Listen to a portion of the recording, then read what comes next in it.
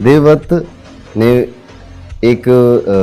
फिर उनके फादर जो शांतनु हैं उनको दूसरी महिला से प्यार होता है, सत्यवती से। और सत्यवती की ये शर्त थी कि सत्यवती की फादर की एक्चुअली ये शर्त थी कि आपका जो बेटा है, ज्येष्ठ पुत्र है, वो कभी राजा नहीं बनेगा, और नहीं बनेगा इसी शर्त पे मैं आपसे विवाह करूंगी। हाँ, ये एक्चुअली बात यही है, लेकिन ये द अदर वे राउंड है। द अदर वे राउंड ऐसे है कि उनको तकलीफ इस बात की थी कि राजा से ब्याह करके मेरी बेटी राजा की ब्याहता बन के उसको क्या मिलेगा, उसको खुद के लिए कुछ चाहिए नहीं, और मेरे आने वाले जो संतान हैं जो मेरी बेटी से होंगे,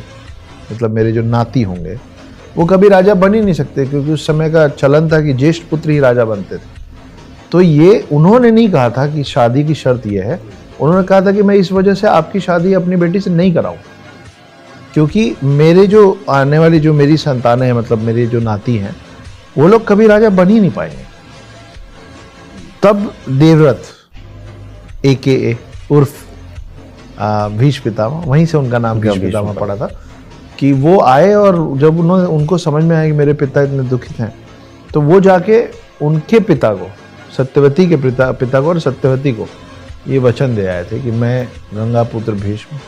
आज ये प्रण लेता हूँ कि कभी भी मैं सिंहासन पर नहीं बैठूंगा, राजा नहीं बनूंगा। और इसी बात से खुश होके